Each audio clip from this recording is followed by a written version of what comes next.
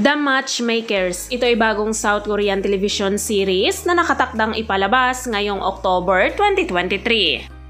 Ang The Matchmakers ay isang makasaysayang romantikong komedya na nagsasabi ng kwento tungkol sa isang lalaking byudo na si Shim Jung-woo at isang babaeng byuda na nagngangalang Jung Sundok na nagsanib puwersa upang pakasalan ang apat na dalaga na kumakatawan sa Joseon.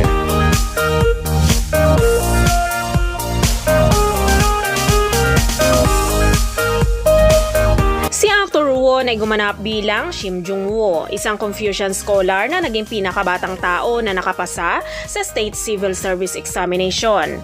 Si Shim Jung-woo ay isang matalino at gwapong binata. Siya ang pinakabatang nauna sa examination ng estado, ngunit siya ang napili para maging asawa ng prinsesa.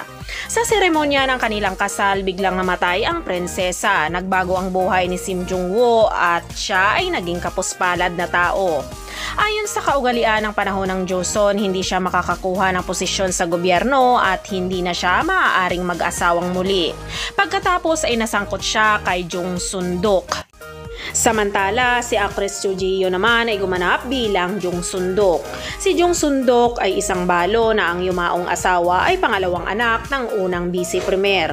Lihim siyang namumuhay sa isang sagisag ng Yoo-joo-dik. Bilang Yoo-joo-dik, nagtatrabaho siya bilang matchmaker at nagtitinda rin ng mga pambabaeng gamit tulad ng mga cosmetics at accessories. Siya ang pinakamahusay na matchmaker sa kabiserang lungsod ng Hanyang.